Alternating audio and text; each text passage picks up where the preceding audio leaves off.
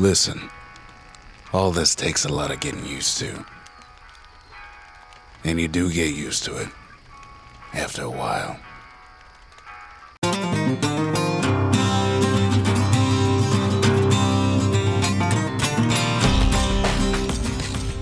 Last year, I opened my Hades video by mentioning that the Supergiant Games track record was great and that I'd likely take a look at their past titles because of that. Well, here we are. Welcome to Talzion's tentative trio of reviews, starting today with the first Supergiant Games game, Bastion, which I'll be haphazardly comparing to Hades, even if it's not fair to Bastion at all. Anyway, if you're looking for more punishment, you know where to find me.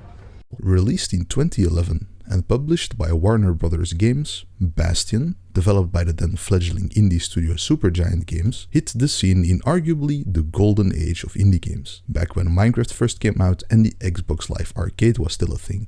The game saw great financial and critical success, won several awards, and put Supergiant on the map as a studio, thanks to the beautiful visuals of the game, combined with its fast-paced combat, dynamic voiceover, amazing music, and unique take on its storytelling. Personally, I remember playing it back around the time when it first came out, and I've had especially the soundtrack burnt in my mind ever since, and I definitely remember liking the game as a whole as well. But this was a decade ago, so let's revisit the game in today's age and see if it still holds up.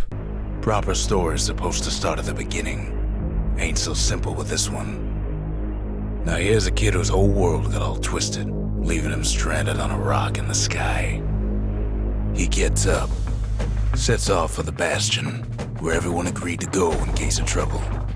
Bastion is a game about a kid waking up one day to find his world literally shattered. Some kind of calamity happened while you were asleep, and you are one of the only survivors left. It then falls to you, of course, to somehow try and fix the mess that was made by powering up the Bastion using cores you find scattered across this unique take on a new world type deal. Starting the game throws you in immediately. There's no intro cinematic from, oh, this is what the world was like before the calamity happened, or a tutorial in a training facility or anything. You just go with the flow, being as bewildered as the character you play as. The first thing that's immediately noticeable is of course the voiceover. The way Bastion does this is great and is also used in future Supergiant titles. All too easy to lose one's way out in the wilds. And then he falls to his death. I'm just fooling. Ow, gives a wallflower a taste of its own medicine. A dynamic voiceover. Now, of course, a lot of games do this. You play Modern Warfare and an enemy throws a grenade at you and some guy screams, "Granada!" That would also classify as dynamic since it's a reaction to a random gameplay element, but Bastion's take on this was perhaps the most in-depth and unique one in a game at the time of its release, perhaps only topped by future Supergiant titles, with Hades being the latest and greatest game that uses dynamic voiceover in this way, that I know of at least. Anyways, throughout the entire game, there's really only one voice you ever hear, that of Rux, and he is essentially retelling the story of what the player character is doing. This has multiple functions, serving as a way to get tips on certain levels and enemies, getting a little bit of backstory on the world, and as a kind of companion too. That way you don't feel as lost and alone in this strange and broken world, and playing the game without a voiceover would feel very different for sure. Logan Cunningham, the voice actor of Rux, does a great job by the way, and is present in every other Supergiant game that followed. He's not the only one either. The composer of the amazing soundtrack, Darren Korb, also lends his talents to every Supergiant title, and Ashley Barrett, who voices Zia and performs the vocals for the 1.5 song that have vocals, also returns quite triumphantly in Transistor as the main singing voice in that game.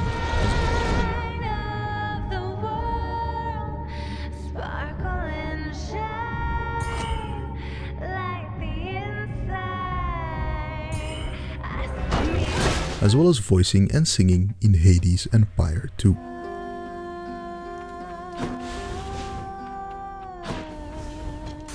Take care. Okay, bye.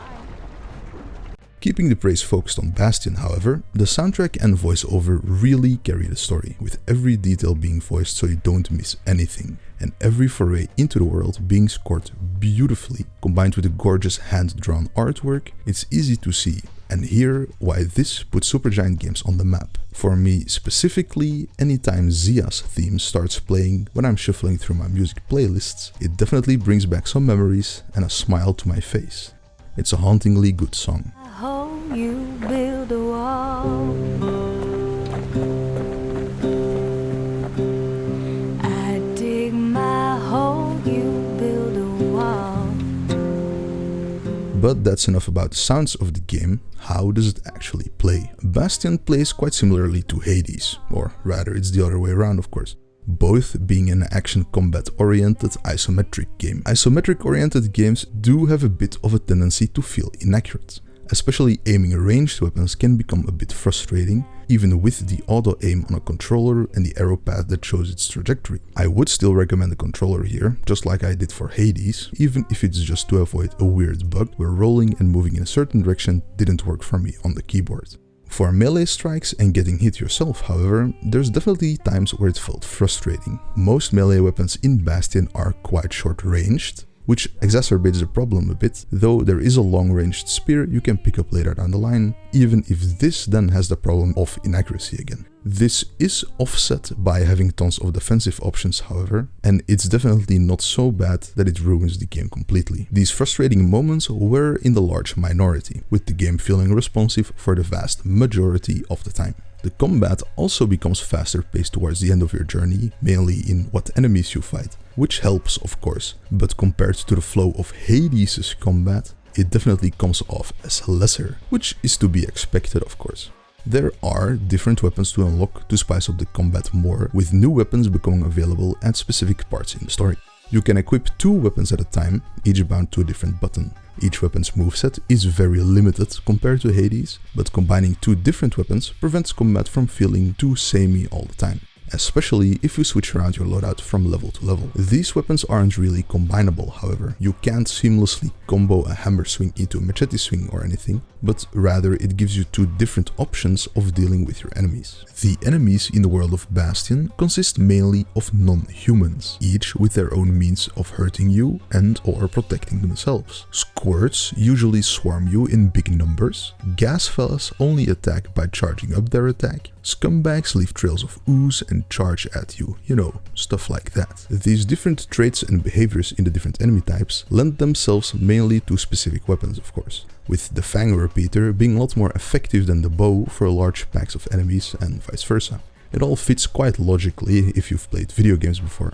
Even then, there is leniency in the upgrade system of the weapons themselves, allowing the bow to pierce through multiple enemies for example. As for the rest of your kit, you also have a shield, which you can use to block and parry by blocking at the right moment, as well as a dodge roll you can infinitely spam, and a weapon skill, which can be both offensive and defensive depending on the one you choose. Weapon skills do cost black tonics, which is a limited resource, so you can't exactly spam them, but even then they don't feel too impactful most of the time, largely because they are quite specific in their use.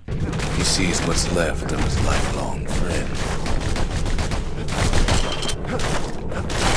His friend, he's come undone too.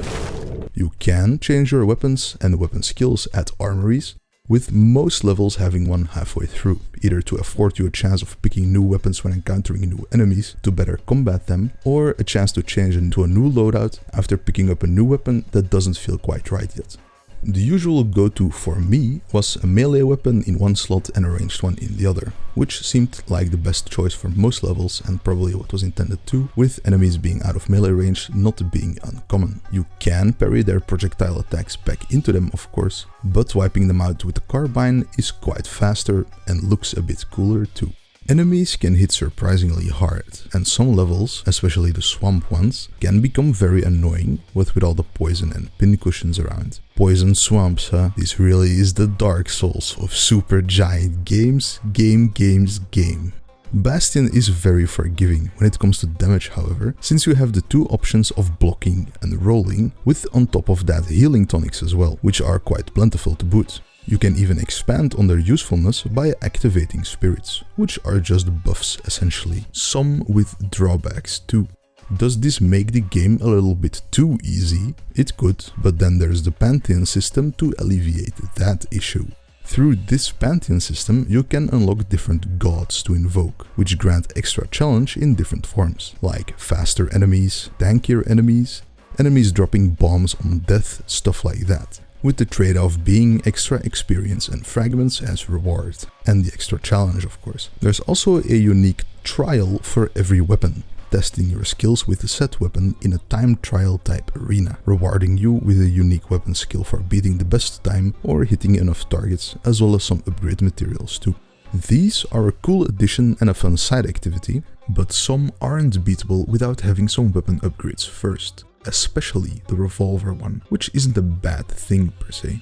As a final distraction of the relentless level hopping, there's also the who knows wheres, which are wave-based arenas, each one of them having different enemies as well as bosses and mini-bosses from throughout the story levels. Aside from being a good way to gain extra experience and fragments, which are used to buy upgrades and weapon skills and the like, these wave-based survival arenas also provide more insight into the characters, with the first one being focused on the kid and the second one on Zia. If you've played Hades before, you might recognize some things here and there. The Pantheon system is similar to the Pact of Punishment system from Hades. The spirits can be kind of traced back to the Mirror of Night talent tree, and there's even weapon upgrades with different specializations, kind of reminding me of the Titan blood progression system. There's also a type of prophecy to fulfill for big reward bursts, similar to the fates you have in Hades. This is what I mean in the title by Bastion being a seed of greatness. There is a ton of stuff from Bastion that found itself reincarnated into Hades one way or another, be it enemy types or gameplay systems. In short, Hades feels like a spiritual successor to Bastion and is essentially better on every single aspect of the game. This doesn't mean Bastion itself is a bad game or not worth playing, of course. It's just very cool to see how much the team has improved over the last decade. The setting of Bastion then is a cool and unique one, even before the calamity hit, with you exploring a big part of this X-continent and Rux giving you the context needed about the various locations you go to during your adventure.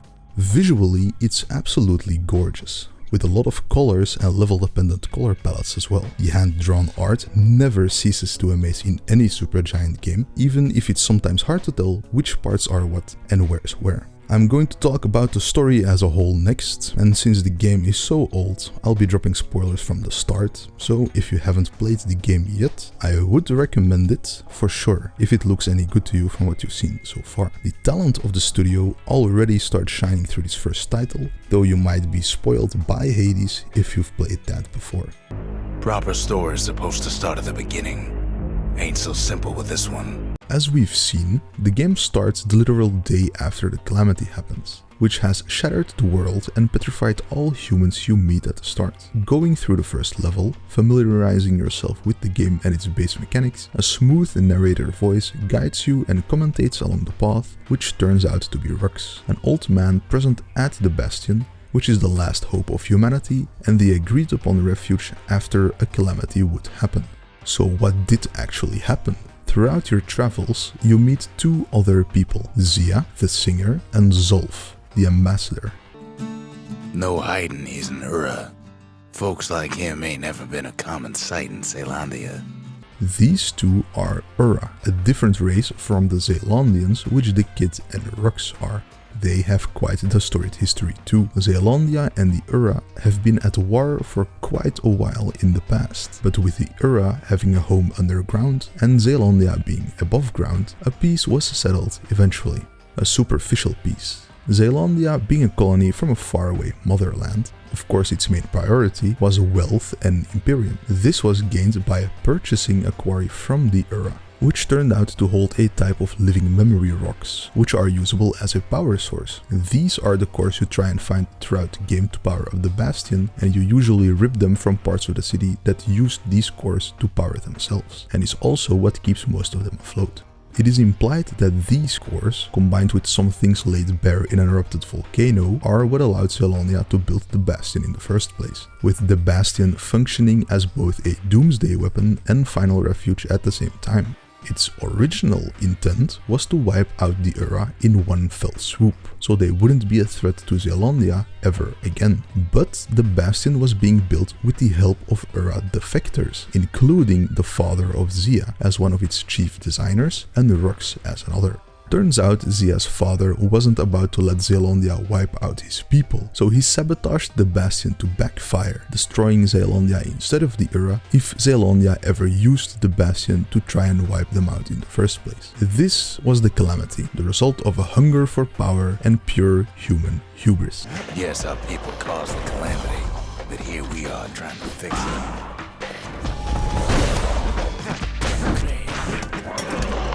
Your goal initially is to gather up enough cores to power up the Bastion and use its secondary function to fix the Calamity. This plan is foiled by Zulf, however, after he learns the truth of the Calamity through the journal of Zia's father, which you find during your travels, damaging the Bastion in a fit of rage and fleeing back to the Ura homeland. Eventually, he strikes back at the Bastion after winning the support of the Ura who survived the Calamity, with Zia going with him in the process. After gathering up enough shards, which are like small cores, to repair the Bastion somewhat, and saving Zia as well, you go all the way to the east to confront Zulf and put an end to this feud for once and for all. You kill a lot of Ura in the process, of course, and it's also revealed while you're out here in the Talzion terminals, the homeland of the Ura, that the narrator in Rux is retelling the story to Zia to convince her about the righteousness of your cause and also explaining a bit about the Bastion and how it's going to be used to save the world. Everyone will be alright. Eventually, you find Zulf being beaten down by his own people. The Ura aren't exactly happy with anything at this point, and eventually it is up to you what you want the fate of Zulf to be. This, as far as I remember, was one of the strongest hitting moments in a video game for me for a very long time. Having the choice to save this man, who was just trying to right the wrongs that have been done against his people, but failing to do so. If you abandon him here and leave him to his fate, who could fault you? If you save him here and give him a second chance, who could fault you? The best moment here, the best choice, the right choice I suppose, is deciding to save Zulf, even if he is guilty of a lot of things. You drop your weapon, pick him up, and slowly start walking through the lines of Ura who are still firing at you. Eventually, the Ura stop firing at you purely out of respect, with one guy even being knocked out for refusing to stop firing. This, combined with the song that starts playing while you are slowly walking towards the exit, is a very powerful moment, even now still. Eyes open wide. Kids probably dealt with Zulf by now.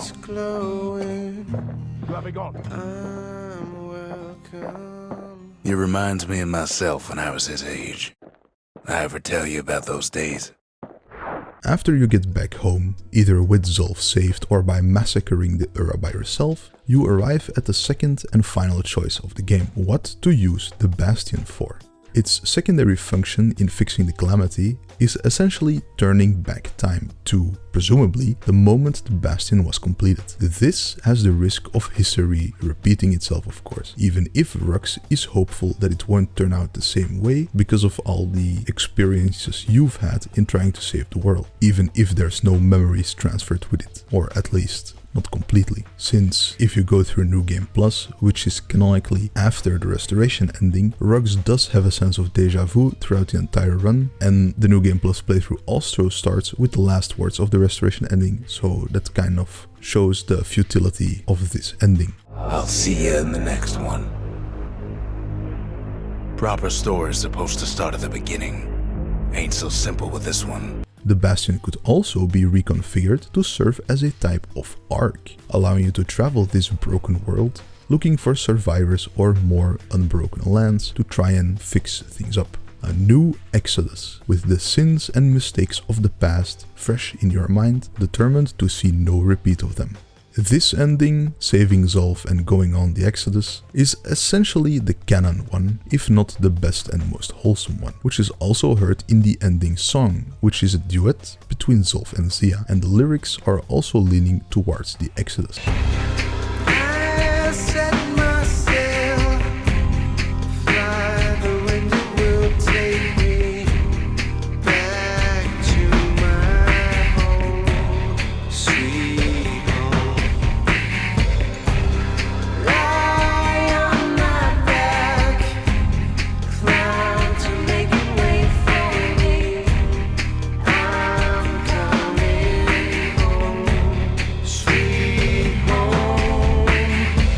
All in all, replaying the game after all this time and actually paying a lot of attention to the story this time around, it was a very interesting experience, and it even reminds me of some Sunless Skies beats as well. The world is shattered, everything floats around. The way the backstory is told reminds me of it too, with Zealandia finding hidden forbidden secrets in the Earth's core and whatnot. The Ura homeland is even described as being ripped out from underground and being cast to the stars. After finishing the story, you can play through it again with all your unlocks in New Game Plus, or go through a score attack mode instead. So not a whole lot of replay value, especially comparing it to Hades, where the replay value is just baked into the gameplay loop itself. As you may have noticed, even if it's just by me outright stating it in the video, there is a lot of seeds here in Bastion that serve as the beanstalks that lift up Hades so high. It's clear that the team at Supergiant Games knew what they were doing from day one, with Hades essentially being the final form of a lot of aspects that sprouted in Bastion. This doesn't mean Bastion isn't worth playing, of course. It's still a fun game with an interesting story and great sounds and visuals. But Hades shows so much growth and improvement that it's astonishing, over just a 10-year period as well. However far Supergiant Games make it, I believe they can keep being proud of Bastion for as long as they're around. Thanks for watching. Join me next time for the Transistor review and probably the Pyro review after that, so we can finish up this year with the entire catalog of the Supergiant Games games. Thanks again for watching, and I'll see you guys in the next one. There's 3 things I'll always miss though. 1. Not having to watch my step all the time. 2. Forget about 2. And 3. I miss the songs. Folks from Zealandia knew how to carry a tune. Sure, we've got some songs on the old gramophone, but try and imagine what they sounded like, playing to a room full of fine people, unwinding at the sole regret after a hard day's work. Those were the days.